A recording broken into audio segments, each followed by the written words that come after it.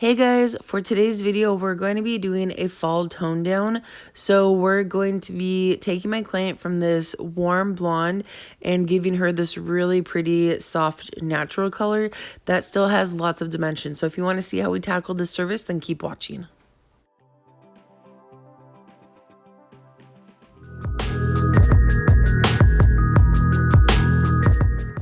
You guys can follow me over on Instagram at Christy@the_cottage. All right, really quickly, here's my client's before, and we're just going to jump right into the formulation that we're going to be doing. Hey, you guys, I'm super excited about the color that we're doing today. I feel like I haven't recorded in forever, but the color we're going to be doing is a little bit different than what we normally do. So my color that she normally does is like blonde highlights. And that's what I thought we were going to be doing today, but she kind of wants to do the tone down for fall. So I already went through and kind of looked at my colors. Her water is kind of hard, I think, so it gets very warm. So she's kind of sitting at like an 8.5, 9. She's not super, super bright. So she already kind of has a lot of warmth in her hair to kind of fill it for going darker.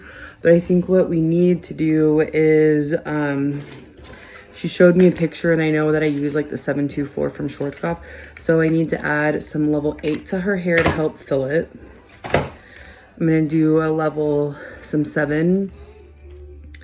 And I think because we have to have like the gold in there to help fill the hair, I'm going to use some 757 and just to cool it down a smidge so that it's like not too crazy warm. I'm gonna use, can I grab it? I'm gonna use some 7-1, just like a little bit of ash just to counteract that super copper tone, just to knock it down a notch. And then we're also gonna be using, I think 13 volume. Yeah, just to help it get a little bit, better into the hair and everything. So that's what we're gonna do today. I'm also gonna be, she wants some blonde dimension in her hair. So we're not gonna just slap it on root to ends. I'm gonna kind of weave out some of the blonde that she already has. We're gonna keep it a little bit brighter around the face. So that's what we're gonna be doing today. All right, so I'm just gonna break down the ratios that I'm gonna be doing for the mids to ends of her hair and just kind of feathering it up into her roots right now. Okay, so to help kind of fill the ends, just to go more over ratios and stuff, I'm probably only gonna do about a quarter of the formulation, like a level 8. I'm gonna do another quarter of the formulation, like the just straight level 7. And they're basically all quarters, you guys. And then the other quarters are gonna be the 7-1 and the 757. So I guess that's simple enough. And then equal parts of the activator lotion. All right, here's her before again.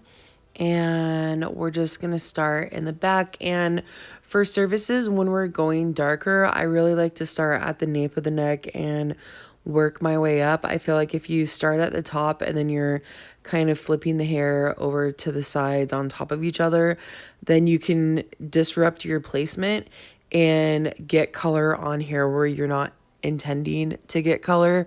So for stuff like this, I like to start at the bottom and work my way up.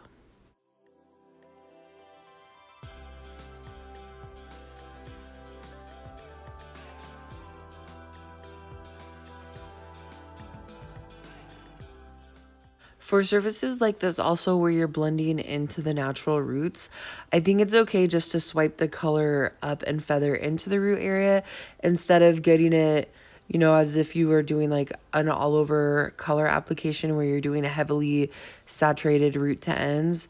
If we're just blending it, then it's okay just to feather it a little bit.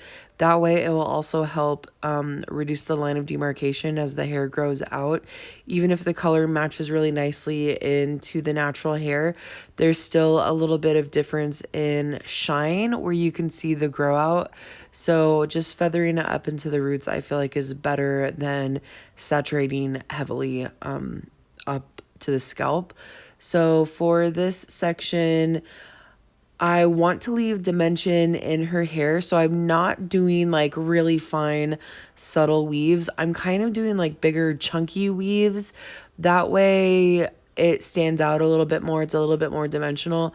I feel like if you go through and do such a fine weave, then it's going to get lost with the rest of the hair and it's going to be too soft and subtle and you're not going to notice it.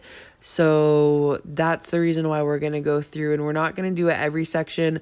Probably every few sections in between the dark, we're going to go through and just do the blonde, or sorry, not the blonde, but leave this color out so that way we have the dimension.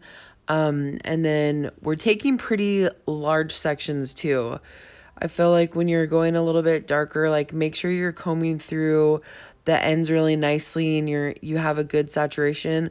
One thing that I don't like that I see is when people just take the brush and like squish it all over the hair and then they don't comb through it. That's how you get like little holes in the hair or splotchiness, because your saturation isn't very even. So just make sure that you're combing through the hair and making sure everything's saturated nicely.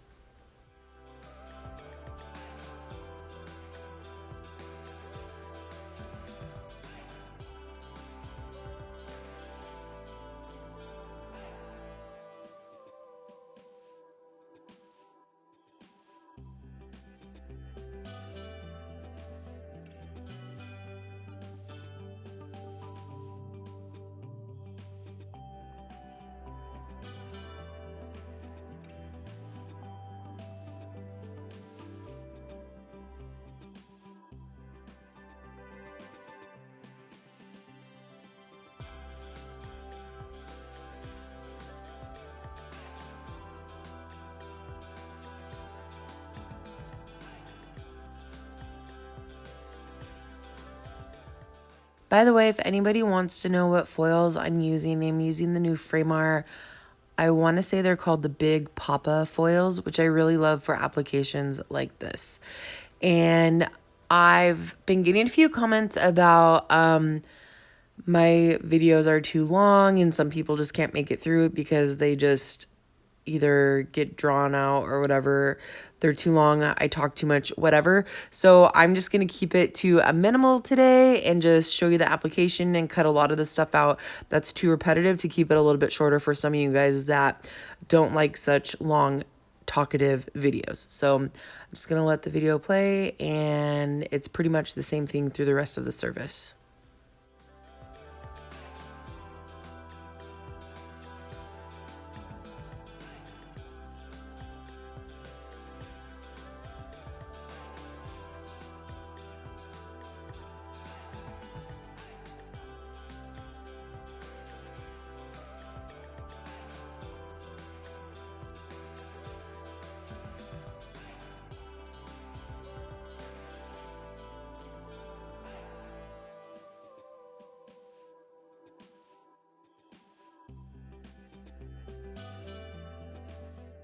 For the front, because we want it to be a little bit brighter on the front of the face still so she doesn't feel too dark, we're going to do a pretty large section, like the money piece section that we would normally foil. We're going to set this aside, and then we're going to do our application. And I like going from side to side instead of doing one full section and then flipping to the other side. That way I know exactly where I'm doing my weaves, where I'm leaving my blonde out, and so on and so forth. So we're just going to show you this side, and then I'm going to repeat the same thing on the opposite side.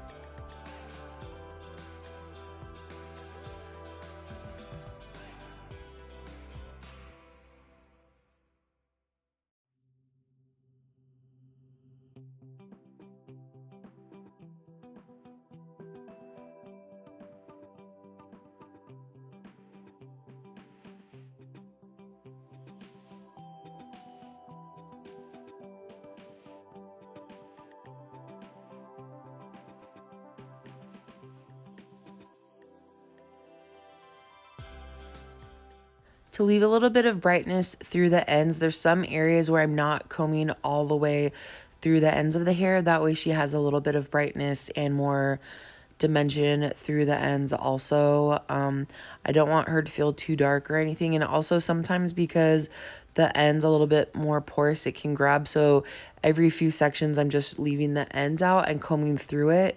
That way it blends and just leaves a little bit more brighter through the ends of the hair.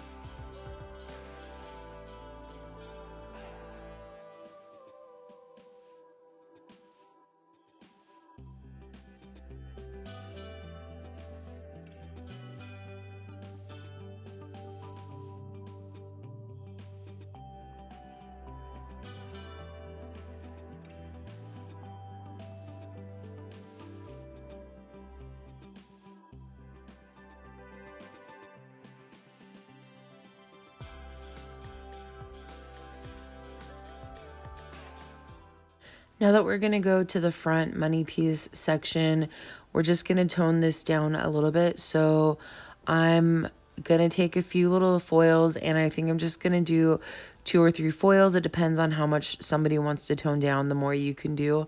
But I'm just going to break up this little section by doing a few foils, and I'm just going to do a soft weave and then just apply it at the root area and feather it down through like the midsection.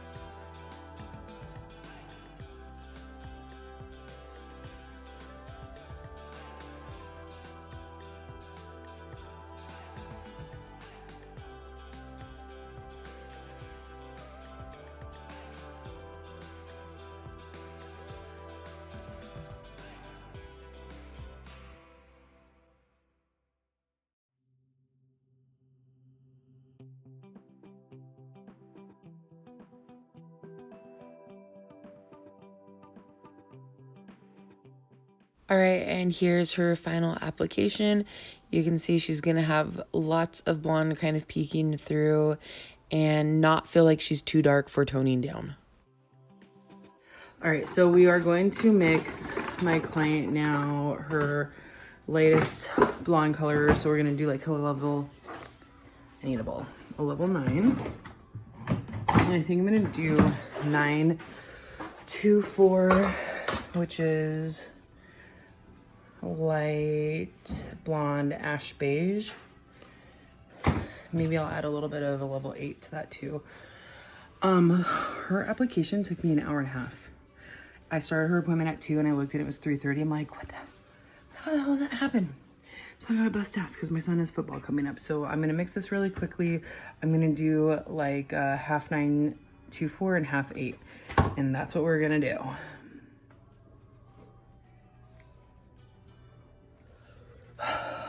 I'm just kidding. That's not the one that I was looking for. I was looking for 9546, which is a beige chocolate toner.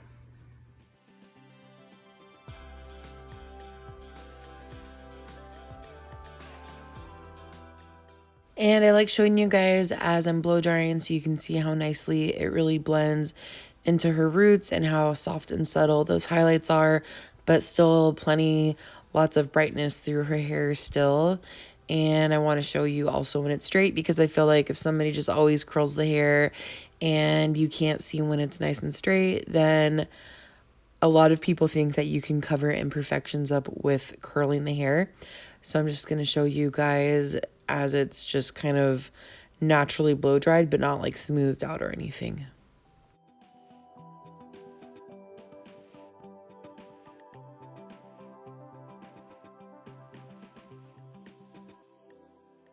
You can see those little highlights showing through and how it's a little bit brighter on the face and how some of those ends are just left out a little bit lighter. I feel like it's important when somebody's toning down that you don't go too dark overall. You leave a little bit of the blonde behind, or else they might feel like it's super, super dark.